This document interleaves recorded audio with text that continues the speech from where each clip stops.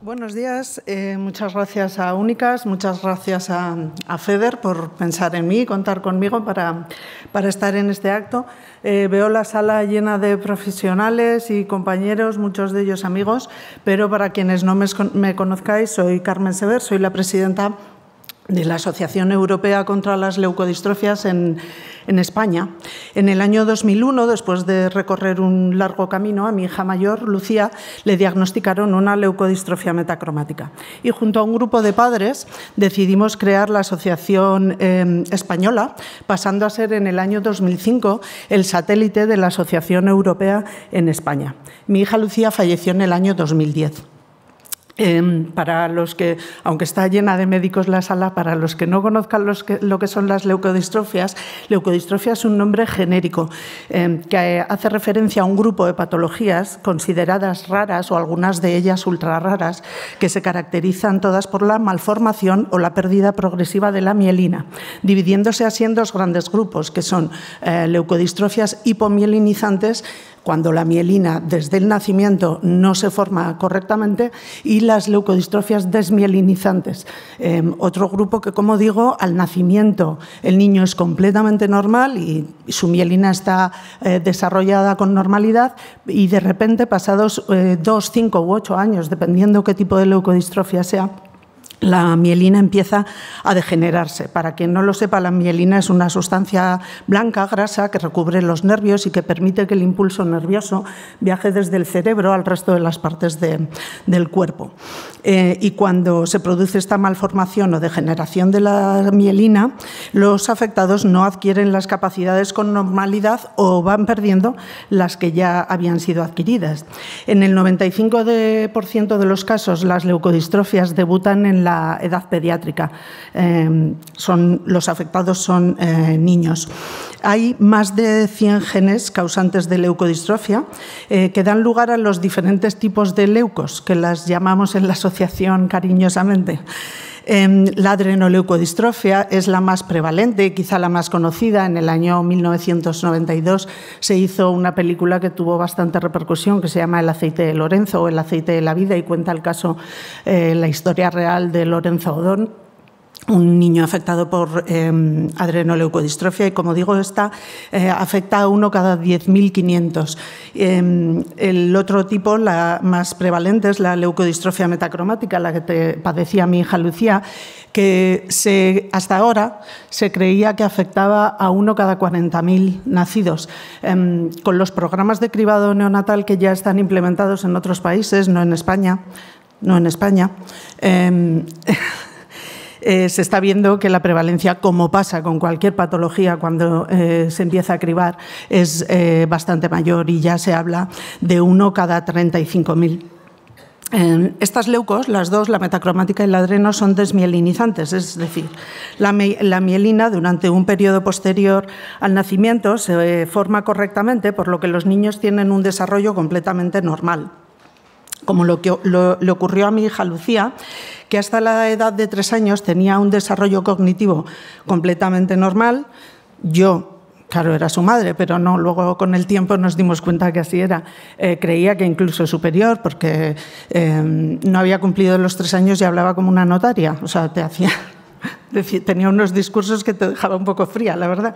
Pero es verdad que lo que presentaba era un desarrollo, pues un ligero retraso motórico, ¿no?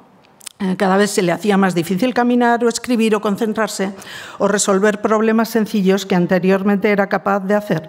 Ahí es cuando los médicos comenzaron a hacerme caso, ya que estos, al comienzo de la enfermedad, no le dieron la menor importancia, puesto que pensaron que era un simple, como digo, retraso en el desarrollo motórico, y lo atribuían a 1000 causas posibles, incluida que era una madre primeriza histérica, como fue mi caso. Este es un diagnóstico estupendo, madre primeriza histérica. Y desgraciadamente no ha sido el único, ¿no? Que las familias hemos tenido que escuchar en este sentido. Después de 24 años que llevo en esto, es verdad que, gracias a Dios, esto ha cambiado bastante y cada vez tenemos que escuchar estas barbaridades un poquito menos, ¿no? Pero aún así se siguen escuchando. Y bueno, pues después de como digo, que me hicieran caso, Pasado un tiempo y visto que los síntomas no remitían, a pesar de la fisioterapia, de terapias farmacológicas y de todas las soluciones que se les ocurrieron dentro de la práctica clínica habitual, decidieron que no estaría mal hacerle una resonancia magnética, y es ahí cuando observaron que la sustancia blancomielina aparecía afectada. Posteriormente a estas imágenes de resonancia se le hicieron pruebas de bioquímica y genética que pusieron apellido al tipo de leucodistrofia que tenía, y supimos ante qué tipo de leuco estábamos. Poco tiempo después de este diagnóstico comenzó a presentar disartria, cada vez se le hacía más difícil comunicarse, hasta que un día ya no fue capaz de hacerlo, y entonces aprendimos a comunicarnos de otras maneras. Progresivamente y de manera muy rápida, estamos hablando de muy pocos meses, mi hija ya no era capaz de caminar, de ver o oír, ni siquiera de tragar, así que para alimentarla pues tuvimos que ponerle un botón gástrico, por lo que se vio privada de todas las capacidades y pequeños placeres de la vida, como es la comida. Ahora que ya se han podido hacer una idea de cómo es el curso de esta enfermedad y de la mayoría de las leucodistrofias que cursan así, me gustaría hablar de un tema recurrente y común en las enfermedades raras, y es el tesón y la búsqueda incesante de los padres por encontrar un tratamiento efectivo para sus hijos.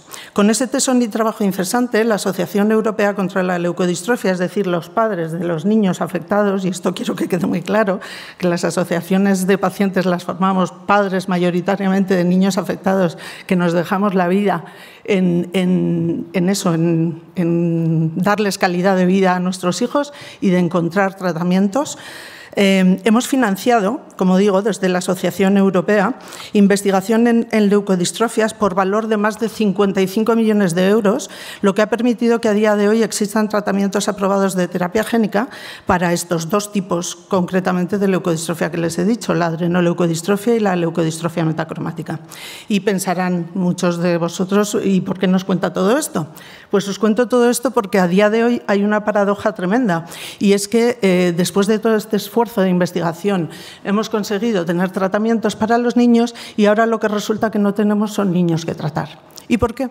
Porque se siguen diagnosticando tarde. Es fundamental el diagnóstico precoz en este tipo de enfermedades, porque si no, no les estás dando a los niños la oportunidad de vivir.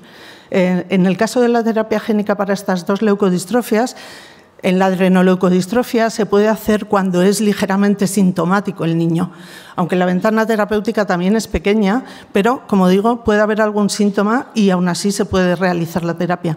Pero en el caso de la leucodistrofia metacromática, tienen que ser presintomáticos. Y entonces yo les hago una pregunta: ¿cómo un pediatra puede diagnosticar a un niño que no presenta ningún síntoma? Es absurdo. Y entonces les hago otra pregunta: ¿por qué, habiendo las técnicas que permiten diagnosticar a ese niño de manera presintomática y habiendo un tratamiento aprobado y financiado en el Estado español, no estoy hablando de otros países de Europa, en España, por qué se sigue sin cribar la leucodistrofia metacromática y la adrenoleucodistrofia en los programas de cribado? Estamos condenando a los niños afectados de estos dos tipos de leucodistrofia a morir. Y cuando antes me han preguntado al inicio de la jornada, ¿no?, me decían, ¿qué supone el diagnóstico precoz para las enfermedades raras? Digo, pues para muchas, una calidad de vida, un cambio en la calidad de vida tremendo, y para muchas otras supone la diferencia entre la vida y la muerte. Puede sonar muy, muy fuerte, muy duro, pero es que es la realidad, ¿no? Como os digo, lo que quería poner de manifiesto es la necesidad imperiosa de que estas enfermedades sean diagnosticadas de manera precoz, implementándolas en los programas de cribado neonatal. La terapia génica de la metacromática, como les he comentado, puede exclusivamente administrarse de manera presintomática, y en España, al igual que en el resto de Europa, existen grandes discrepancias en el número de enfermedades metabólicas que se examinan. Y para intentar evitar estas discrepancias se ha creado recientemente un nuevo algoritmo de evaluación descrito por Burlina y otros, que evalúa distintos trastornos para su inclusión en programas ampliados de cribado. El algoritmo permite priorizar los trastornos para la inclusión utilizando criterios objetivos mensurables. Se ha desarrollado en base a los principios de cribado clásicos de Wilson y Younger y consta de 3 pilares sobre los que puntúa la patología. Se puntúan patología, cribado y tratamiento. Tanto la adrenoleucodistrofia como la metacromática tienen una puntuación de 10,5 sobre 13, basándose en que son un problema de salud importante. El diagnóstico presintomático es esencial. Hay una prueba diagnóstica disponible. Hay un algoritmo reportado para la detección de recién nacidos. Existe una opción de tratamiento eficaz y la detección de las mismas en recién nacidos es coste efectiva, impulsada por la importante ganancia de año de vida ajustado por calidad para los pacientes tratados presintomáticamente. Y para terminar, solamente hacer referencia a una idea del Nobel de Economía, el profesor James Heckman, que expresa claramente que cuanto más temprana sea la inversión, mayor será el retorno para la sociedad. Y para estas enfermedades raras, donde las primeras manifestaciones tienen lugar en la infancia, creo que dicha afirmación toma especial sentido. Muchas gracias.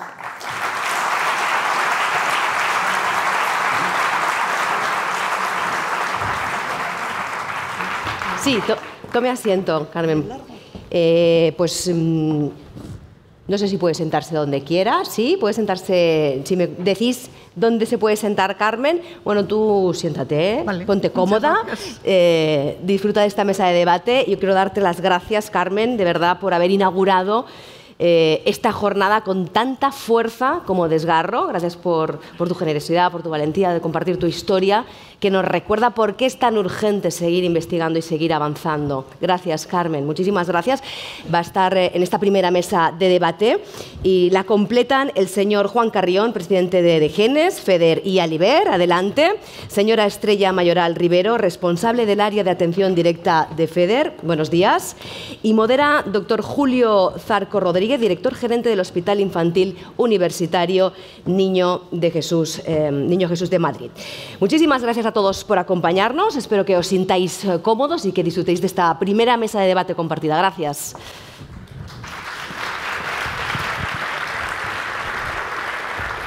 Muchas gracias. Muchas gracias, en primer lugar, lógicamente, a la Caixa por darnos la oportunidad de estar aquí. Gracias a mi amigo Manuel Castillo también por la invitación. Y me siento muy orgulloso de estar aquí en esta mesa por 2 circunstancias. La primera de ellas es porque estamos en un proyecto que es único, de únicas. Siento el chiste fácil, pero es así. Y en segundo lugar porque es un proyecto coral que se ha comentado aquí, pero es un proyecto coral donde se pivota el liderazgo fundamentalmente en la comunidad catalana y en la Comunidad de Madrid. Y me siento orgulloso de estar en este sentido pues con mi directora de salud de digitalización, con la gerente del Servicio Madrileño de Salud, y me siento orgulloso de ser médico del Servicio Madrileño de Salud y ser orgulloso también, como dice mi amigo Manuel Castillo, del único hospital pediátrico público de España, y junto con Sant Jan de Déu de ser los 2 únicos hospitales monográficos pediátricos de España, lo cual, como podréis comprender el resto de los compañeros, nos produce un orgullo un poquito más especial y un compromiso mayor. Tenemos una mesa que recogemos el reto y el testimonio de Carmen y de su hija Lucía, y con una mesa de conocidos. De conocidos porque tenemos a Juan Carrión. Hola, Juan, buenos días. Buenos días. Presidente de la Federación Española de Enfermedades Raras, de Enfermedades Minoritarias, y Estrella Mayoral, buenos días, Estrella. Hola, buenos días. Que es la responsable, nada más y nada menos, de la información y la orientación en FEDER. Y aquí en este proyecto de Únicas hay un tema muy importante de información y de, digamos, de orientación de los pacientes, con lo cual tu experiencia va a ser importante. Yo solamente quiero decir 2 cosas antes de que preguntarles a ellos y que empiecen a ilustrarnos con un tema fundamental que se ha debatido y se ha sacado aquí, que es el diagnóstico precoz. Decía un lema vuestro, Juan, del año pasado, creo que más vale prevenir que curar. Aquí en enfermedades minoritarias también es importante. Y un profesor mío, el doctor Amador Schuller, catedrático de Medicina Interna y rector de la Universidad Complutense, me decía: los médicos no diagnosticamos en lo que no pensamos. Tú has comentado aquí, Carmen, este tema de manera muy importante. Y además has sacado otro tema muy importante. Es la enorme heterogeneidad que existe en el cribado neonatal. Por lo tanto, dado que tenemos autoridades del Ministerio de Sanidad, es importante el liderazgo que debe ejercer el Ministerio cara a homogeneizar e incrementar el cribado neonatal, porque los profesionales tenemos que pensar en lo que tenemos que pensar, pero tenemos que tener las herramientas adecuadas para hacer ese cribado neonatal, fundamentalmente para que la demora media del diagnóstico de las enfermedades poco frecuentes no sea excesivo, de 5 o 6 años, pero creo que incluso ahora nos lo dirás tú, Juan, puede ser de hasta en un 20% de más de 10 años, lo cual es demoledor, y por lo tanto exige, lógicamente, el poner, perdonadme, la etiqueta que desde la época del Linneo en la ciencia tenemos que tener para poder estratificar, etiquetar y fundamentalmente perfilar de qué estamos hablando para que todos los pacientes tengan diagnóstico. Dicho lo cual, en este preámbulo, empiezo contigo, Juan. Importante desde FEDER. Retos y desafíos del diagnóstico precoz. Hemos sacado aquí algunos entre Carmen y yo así un poco abruptamente, pero tú llevas muchísimos años como padre en este caso de Celia y como en Estados Unidos diría que sería activista, pero tú eres una persona convencida. Retos. Pues muchas gracias, Julio. Yo antes de compartir y responder a tu pregunta sí que quiero dedicar unas palabras, agradecer a la Caixa, pero de manera especial a Únicas, y gracias, Manel, por hacer partícipe a la Federación Española de Enfermedades Raras de este programa y este proyecto y de esta ilusión, ¿no? Porque lo compartía la presentadora, hay que subir esa montaña, ¿no? Pero al final subir la montaña, si lo hacemos juntos y unidos, al final los objetivos se pueden conseguir. Y nos ha ilustrado precisamente Carmen con un testimonio muy importante que nos sitúa con esos retos y desafíos que afrontamos en España en el diagnóstico. Y lo que no tenía Lucía, que ya no está con nosotros, y Carmen y el resto de pacientes y personas que convivimos con enfermedades raras y en búsqueda de diagnóstico en España, lo que no tenemos es tiempo. Según la última publicación que realizamos en FEDER, el tiempo medio para conseguir el diagnóstico en nuestro país es de 6 años. Hay personas, como tú decías, que pueden incluso llegar a fallecer sin poner nombre a la enfermedad. Y lo que tenemos que tener todos presentes es que el diagnóstico es la puerta de entrada a un tratamiento. Y cuando hablamos de qué retos y qué desafíos afrontamos, pues el primer gran desafío que afrontamos es que nuestros profesionales tengan la formación. Y uno de los desafíos es que hasta hace el diciembre del pasado año, pues España, y todavía estamos así, pero era el único país en Europa que no disponía de esa especialidad de genética clínica y de laboratorio. Ya tenemos el anuncio y es algo que nosotros felicitamos a todos porque han sido décadas transmitiendo esta necesidad. Y ahora lo que tenemos es que trabajar junto al Ministerio para que este decreto se impulse y este año 2025 sea la realidad. Y esto tiene que ser uno de los grandes desafíos que afrontamos. Pero el gran desafío es lograr el diagnóstico precoz de estas enfermedades raras. Y para ello hay que impulsar la medicina genómica personalizada y de precisión. Y tenemos una asignatura clave y es en el cribado, ¿no? Y he tenido la oportunidad de compartir, ¿no? Antes de estar aquí, de entrar a la sala, pues con un compañero también de FEDER que también está visibilizando a través de un documental la vida en una gota, ¿no? Pues toda esta necesidad de la importancia del cribado. Y desde FEDER lo que transmitimos es que una gota, el cribar una enfermedad puede permitir trasladar vida al paciente, y esto es algo que lo que tenemos que tener muy presente. Y tenemos que lograr que en España podamos lograr una homogenización y un mayor número de enfermedades raras que se incluyen en las pruebas de cribado. Y esto es lo que FEDER transmite y que trabaja estando presente en los grupos de trabajo del Ministerio de Cribado, precisamente para que logremos ese mayor número de enfermedades. Pero la realidad sigue siendo que el código postal de residencia del paciente puede condicionar eso. El ejemplo que nos transmitía Carmen de forma muy clara, hace apenas unos días yo estaba en una comunidad que era Asturias y veía cómo una mamá asturiana daba a luz en Madrid y podía diagnosticarse de forma precoz la atrofia muscular espinal.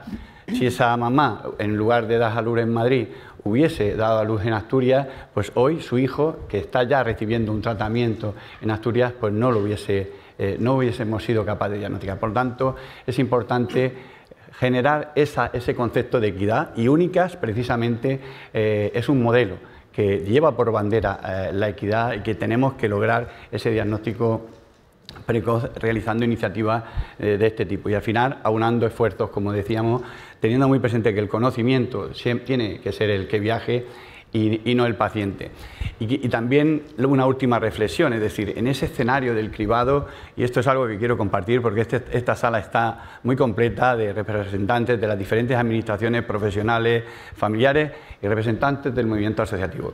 Pero lo que no podemos pretender es que hace apenas unos meses se anunciaba que la cartera común se iba a ampliar en el año 2025 a 23 enfermedades raras y cuando se realizaba ese anuncio en los medios de comunicación, al día siguiente, recuerdo ese ejemplo en donde todas las comunidades autónomas trasladaban a los medios de comunicación que ya estaban incorporando un número superior a esas 23 enfermedades raras en las pruebas de cribado, algo que a nosotros también nos sorprendía. Entonces, creo que es importante compartir también toda esa información, que todos tengamos la misma información y para ello tenemos que hacer ese esfuerzo, ¿no? Porque a día de hoy vemos como una comunidad como Galicia incluye hasta 50 enfermedades raras, o Murcia 44, y recientemente, porque es la última comunidad que he visitado, Asturias, pues incluye 18. Y esto vuelve otra vez a decirnos que ese código postal no nos puede supeditar el acceso a algo tan importante que puede mejorar esa puerta de entrada a un tratamiento y sobre todo hablar de vida en personas y familias. Y de igual forma, todas estas personas que a día de hoy no tienen diagnóstico, pues el pasado año ya se identificó el código ORFA 616874 para identificar a todas esas personas que tienen un trastorno raro, pues sin determinar, pues tenemos que lograr que el Sistema Nacional de Salud pueda identificar este código para que todas y cada una de las personas que a día de hoy en nuestro país están en busca de diagnóstico, pues puedan estar identificadas y sus necesidades se puedan conocer. Estos son los grandes retos que tenemos todos que afrontar en el país. Estupendo, Juan. No me resisto a hacerte una pregunta, porque yo te conocí a ti siendo viceconsejero de Sanidad aquí en la Comunidad de Madrid, que tuvimos también el honor de trabajar juntos para sacar el primer plan estratégico de enfermedades minoritarias poco frecuentes de la comunidad. Yo soy nada dudoso de no ser creyente en la importancia de la sociedad civil. Constituí con Albert Joubel en el año 98-99 el Foro de Pacientes y hemos asistido en los últimos años a una cada vez mayor importancia de los movimientos asociativos que vosotros representáis, con una mayor permeabilidad hacia la administración y yo creo que una mayor receptividad por parte de la administración. Se ha logrado un gran cambio. ¿Qué creéis que falta todavía? Esta es una pregunta para los dos, si me permitís. ¿Qué falta todavía para que esa voz sea más activa? ¿Ya estáis en los sitios donde debéis estar? ¿Todavía hay lugares donde no estáis? ¿Todavía tenéis que hacer un sobreesfuerzo para que se os escuche? Bueno, la pregunta tú mismo te la estás respondiendo. Yo creo que tenemos que creernos realmente la fortaleza del movimiento asociativo. Y hoy FEDER lo conformamos 422 asociaciones, pero siempre digo que además de esas 422 asociaciones también hay una masa social que representa también a ese colectivo y que juntos todos hemos logrado esa visibilidad y esa sensibilidad y que las enfermedades sean esa prioridad social y sanitaria dentro de nuestro Sistema Nacional de Salud. Pero por supuesto que quedan grandes retos. Tenemos que creernos que el paciente tenemos que situarlo en el centro del sistema sanitario. Yo creo que esto es algo que no lo tenemos que creer porque muchas veces somos capaces de decirlo, pero luego cuando lo trasladamos a la participación real vemos que todavía queda un largo camino que recorrer. Pero de lo que no tengo duda, y también lo hemos hablado antes de entrar en este foro, es un poco que si uno echa esa mirada, y hoy aquí hay personas que llevan luchando en esta lucha muchos más años incluso que yo, pues te das cuenta de todo lo que se ha ido avanzando. Y hoy España es un claro ejemplo de un país que en enfermedades raras ha avanzado mucho, está liderando con todo el movimiento asociativo, dar respuesta a todas y cada una de las necesidades que tenemos las personas y las familias que convivimos con estas enfermedades raras en España, y no solo a nivel de España, sino también a nivel internacional. Juan Fernando lo trasladaba, es decir, hay que impulsar ese plan de acción europeo de enfermedades raras, pero también tenemos que generar esa actualización de nuestra estrategia nacional en nuestro país e implementarla en aquellas comunidades autónomas donde a día de hoy tampoco tenemos ese plan de atención integral. Por tanto, tenemos todos esos retos que conseguir, y lo que no tengo ninguna duda es que si el movimiento asociativo está unido junto a todos los actores que intervienen, no hay reto que no podamos conseguir. Muy bien. Carmen, ¿y qué apuestas tú, aparte de lo que dice el presidente? A ver, yo creo que hemos avanzado y que efectivamente estamos representados en muchos más sitios que hace 24 años que empecé yo en esto y que no se nos escuchaba, literalmente. A día de hoy se nos escucha, pero creo que se nos sigue escuchando poco y sobre todo en algunos foros, ¿no? Por ejemplo, pongo el caso de la colaboración con las farmacéuticas. Nosotros hemos tenido casos en los que cuando nos han pedido opinión, se han dado cuenta de que han tenido que cambiar, por ejemplo, criterios de inclusión a la hora de reclutar pacientes para un ensayo clínico, porque cuando nos han preguntado le hemos dicho, con estos criterios de inclusión no vas a encontrar ni un paciente en todo el mundo. O sea, los que mejor conocemos la evolución de las enfermedades somos los afectados de estas enfermedades. A nivel fisiopatología no lo conoceremos como los profesionales, que esto también es una cosa que los pacientes tenemos que entonar muchas veces el mea culpa.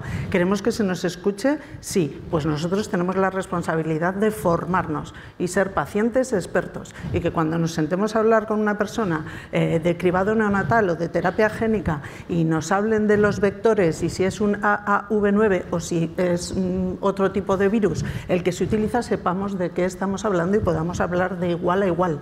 No podemos ser los que éramos hace 24 años, que íbamos pidiendo perdón y hoy se escúchanos y tal. También es verdad que teníamos 24 años menos y yo en concreto era una niña. Bastante me escuchaban, pero sí que creo que todavía falta mucha representación de los pacientes en según qué ámbitos, porque es básico que colaboremos con los profesionales sanitarios y farmacéuticos para eso, para encontrar un tratamiento efectivo. Como un miembro más del equipo, ¿no? En cierta manera, ¿no? Efectivamente. Sí. Fenomenal. Bueno, vamos a pasar, con vuestro permiso, a Estrella, porque Estrella hace una labor muy interesante y muy importante y muy estratégica, que es precisamente canalizar, en cierta manera, toda la información, todas las peticiones, todas las necesidades de las personas, las familias, en situaciones además complicadas, complejas, angustiosas, con ansiedad, con miedo, con incertidumbre, que se producen, y recibir y recepcionar todas esas peticiones, ¿no? Además, quiero resaltar que Estrella es trabajadora social. Antes estábamos hablando, me decía como comentario, si me lo permites aquí, lo voy a hacer público, decía, es que a veces la gente dice, ¿qué pinta una trabajadora social dando información a lo mejor sobre temas, a lo mejor de diagnóstico y tal?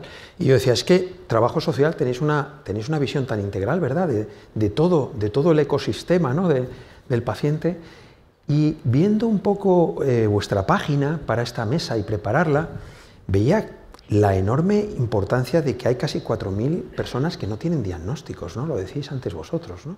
Que han consultado con nosotros. Sí. Cuéntanos un poco. Bueno, nosotros cuando empieza la federación, ¿no?, nace con el objetivo de aunar a un colectivo que tiene una problemática similar, aunque sean patologías absolutamente diferentes entre sí, ¿no? Perdona, tienes ahí además una, sí, si quieres, es un poco eso es tuyo, ¿no? El resumen, ¿no? Nos ha costado trabajo elaborar el resumen de lo que nosotros hacemos para promover el diagnóstico. Juan habla un poco de la parte más institucional, de cómo tenemos que promover ese diagnóstico, pero luego también la propia federación, cuando nos llegan los casos, las personas nos llaman, nos preguntan, nosotros nos sentimos en la necesidad, en la obligación también de poder atender, de poder escuchar a estas personas. En el año 2004 nosotros ya nos planteamos incluir en la base de datos, donde nosotros vamos recogiendo todas las patologías y consultas sobre las que nos llaman. Es una base de datos que hasta ahora mismo tiene casi 4.000 enfermedades raras recogidas y más de 130.000 consultas de personas de toda España y también un 15% de personas de otros países. Ahí decidimos que deberíamos empezar por identificar cuáles eran las personas que nos llamaban diciéndonos que no tenían un diagnóstico, y luego esto sería, detrás habría algo que podría llevar a que ahí hubiera una posible enfermedad rara o no. Entonces decidimos meterla así para aglutinar, para saber cuántas personas nos estaban llamando, qué problemáticas nos estaban presentando, cuáles eran sus dificultades, en qué comunidades autónomas. Esa fue la primera acción que nosotros desarrollamos con este grupo de personas. También promover la relación, aunque fueran sintomatologías diferentes, pero esa necesidad de compartir la experiencia de la dificultad diagnóstica entre sí, ¿no? Promover algunas asociaciones que se promovieron también desde el Servicio de Información y Orientación para poner en contacto a pacientes. A partir de ir aglutinando los casos, nos apoyamos en el IER, ¿no? En el Instituto de Investigación de Enfermedades Raras, fue con quien empezamos a ver cómo podíamos hacer algo un poquito más que solo identificar los casos. Generamos un procedimiento donde nosotros, en ese momento con IER, pues vehiculábamos algunos casos, establecimos una serie de preguntas muy concretas que nosotros teníamos que hacer a la persona, pedir una serie de informes para luego remitir al instituto, que fue, como os digo, con el primero que empezamos a trabajar. A partir de ahí también formalizamos un comité científico asesor que hoy tiene 29 miembros, algunos de ellos están aquí, que nos ayudan también en esa parte y en otras también, pero también en los casos sin diagnóstico cuando hay una sospecha. Son personas de gran relevancia en el abordaje y en el conocimiento de las enfermedades raras por grupo o en abordaje global. A partir de ahí también establecimos una relación con ENOS, el programa de no diagnosticadas de CiberER, con el que hicimos un procedimiento muy específico, ese ya para casos específicamente pediátricos, genéticos, donde se necesitaba la colaboración del pediatra de cabecera del niño.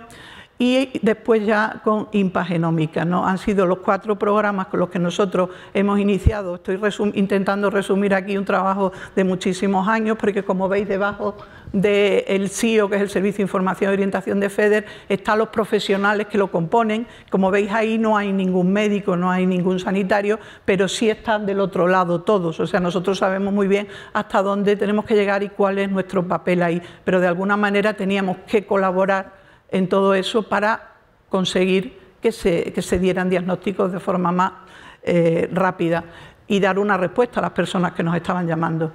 ¿Qué hacemos con otros países, en concreto con Iberoamérica? Bueno, pues lo que estamos utilizando es la herramienta de signos de Orphanet para que las familias se la trasladen a sus profesionales y establecer esa red. También ahí ha jugado un papel muy importante el IER, ¿no? Como referentes para poder pues lo que digo, ¿no? Crear y fomentar esa red de profesionales donde bueno, pues se pueda ayudar a otros países que están en una situación más complicada que la nuestra a poder fomentar el diagnóstico. Sí quería decir algo que está también ahí en el resumen, y es que nosotros no intervenimos cuando el caso está siendo atendido y está pendiente de pruebas. O sea que hay una batería que yo no puedo explicar aquí que sitúa al caso, ¿no? Es decir, no tengo diagnóstico, no, sino que hay que conocer muy bien la situación, que para esto nos han ayudado los profesionales expertos en estas cuestiones. Y cuando alguien está pendiente todavía, está en un proceso de pruebas, etcétera, nosotros ahí no intervenimos para nada, y una vez que ha concluido, si no ha habido resultado, si no ha habido un diagnóstico, entonces sí pueden volver a contactar con nosotros. La clave de todo es la coordinación y referenciar a los programas sin diagnóstico que tenemos en nuestro país. Como datos, hemos atendido hasta ahora 3.903 personas sin diagnóstico. Hay otra diapositiva, me parece, creo que a lo mejor lo recoge los datos, me parece. Ahí hemos puesto el dato ahí en un ladito, pero luego hay otra diapositiva que recoge los diagnósticos, sí. Entre el año 2021 y 2024 han sido 44 diagnósticos, 27 enfermedades raras, 3 que nos han indicado el diagnóstico concreto y 14 enfermedades frecuentes después de los procesos con los programas con los que hemos trabajado ahí. Muchos de los casos siguen todavía en proceso de estudio, algunos también se han bajado ellos directamente porque no han querido continuar, y nosotros, para tener esta información, lo que hacemos es un seguimiento de los casos cada 6 meses. Nos ponemos en contacto con las familias y también con los programas para ver cuál ha sido la evolución y en qué punto está cada uno de ellos. Y bueno, ese es un poco el resumen de lo que hacemos para fomentar el diagnóstico desde los servicios de la Federación. Gracias, Estrella. Tenemos un marcador que nos está indicando la bomba del tiempo atrás, con lo cual vamos un poco de tiempo ya justos, pero no me puedo resistir, me voy a poner en un gorro como si yo fuera periodista, con el permiso de la compañera presentadora, y preguntarte rápidamente cuáles son, que serán muy heterogéneas, las demandas más frecuentes. ¿Cuáles son las 2 o 3 demandas más frecuentes? Y la segunda, que tampoco me puedo resistir. ¿El abogado que yo he visto ahí trabaja mucho? Muchísimo. La parte normativa y toda la problemática jurídica, no solo a nivel de prestaciones, sino, por ejemplo, personas que se rechaza el que acuda a un centro de referencia, o sea, interviene muchísimo, sí. Los perfiles que están ahí es porque todos tienen una competencia clara dentro de lo que es la atención. Nosotros pretendemos orientar, gestionar y acompañar en un proceso más de atención integral, ¿no? Más la parte psicosocial somos nosotros, aunque hay una bióloga en el equipo, pero luego el resto se compone de los profesionales con los que nosotros tenemos esos convenios específicos. Si ahora mismo metemos en nuestra base de datos donde hay más peticiones de información, es en sin diagnóstico, es la mayor demanda. Luego, por patologías, depende el conocer especialistas de referencia, saber si hay tratamiento, el acceso, también la dificultad de acceder a diferentes tratamientos, como hablaba antes Juan, ¿no? Por el tema de las comunidades autónomas, ¿no? Hay tratamientos que en algunas comunidades se están dando y en otras comunidades no, entonces por eso ahí está muy justificada también la presencia de un abogado, ¿no? En la parte de dificultad de acceso a medicamentos, rechazo de centros de referencia. Es muy importante también las cuestiones que tienen que ver con la parte laboral, aunque menos, cada vez más con la parte educativa, ¿no? De los menores que antes no estaban en los centros educativos y ahora tienen que estar ahí, tienen que socializar entre iguales y simplemente que hay que prestar una atención diferente, bueno, ¿no? Yo creo que ya me has justificado más que de sobra la presencia del abogado. Yo creo que... Gracias, Estrella. Para terminar, porque tenemos que terminar, quedan poco más de 5 minutos, una pregunta para los tres. Es un día hoy importante, nos concita aquí un proyecto que se llama Unicastol, que es un proyecto importante para las enfermedades minoritarias y para los sistemas sanitarios. Todos y cada uno de vosotros, si tuvierais que hacer una reflexión, ¿qué es para vosotros en este momento Unicatols y hacia dónde os gustaría que se dirigiera? ¿Hasta dónde os gustaría que esto llegara? En este momento, ¿cómo lo vivís el proyecto y hacia dónde os gustaría proyectarlo? Venga, Juan, ¿empiezas tú? Bueno, yo soy un enamorado del proyecto porque lo conozco desde el minuto 1 y he tenido la oportunidad de participar y acompañar en este viaje ilusionante. Yo creo que Unicastol es un foro que nos permite reflexionar sobre los avances en enfermedades raras, pero Unicas es un proyecto con una dimensión no solo nacional, sino internacional. Y haber generado un modelo que permita trabajar en red a más de 30 hospitales, compartir ese conocimiento, que sea el conocimiento el que viaje y no el paciente, y sobre todo de responder a un modelo de atención integral que responda a todas y cada una de las necesidades a las que se enfrentan personas y familias que conviven con enfermedades raras en búsqueda de diagnóstico, creo que es la clave. Y hoy Unicas es ese programa, es ese proyecto de referencia nacional e internacional que tenemos que consolidar y que es una buena práctica que nos va a permitirla compartirla también a nivel internacional, porque no existe en este contexto un modelo de atención como el que refleja este programa. El tener la oportunidad desde FEDER de compartir este proyecto desde el inicio, para nosotros ha sido muy importante porque es un proyecto que nace con el conocimiento y con la escucha de lo que la persona y la familia que convive con esta enfermedad rara traslada a los profesionales. Y esto ha sido clave para poder conseguir pues, el éxito que todos deseamos. Y sobre todo tener muy presente, ¿no? que puesto que estamos hablando de esta mesa de diagnóstico, tenemos que tener un horizonte, y un horizonte que es el espejo internacional. Hay un país muy cercano a nosotros, que es Italia, que ya ha implementado una ley de cribado. No es la panacea, no es lo mejor, pero ha permitido garantizar esa equidad en todo el país. Pues nosotros también podemos seguir ese ejemplo y trabajar todos juntos también para que España pueda disponer de una ley de cribado que garantice también esa equidad, que es la bandera de Únicas y es la bandera de todas y cada una de las personas que convivimos con estas enfermedades raras o búsqueda de diagnóstico en nuestro país. Muchas gracias, Juan. Carmen. Pues poco más que añadir, porque ya lo ha dicho todo Juan, pero básicamente creo que para mí eso Únicas representa una herramienta en la que generar y compartir, sobre todo compartir conocimiento, que tan importante es, ¿no? y el trabajo en red de los diferentes actores, laboratorios, pacientes, investigadores, y creo que eso es muy importante y que es una herramienta que aglutina a todos esos actores y es el punto de partida y perfecto para de ahí seguir trabajando. Muchas gracias, Carmen. ¿Y para ti, Estrella? Pues yo lo veo como que va a ser el gran reto que va a promover un cambio en el paradigma de la atención de enfermedades pediátricas raras en España y a otros países, ¿no? Creo que es la gran oportunidad de que cambien los modelos de atención.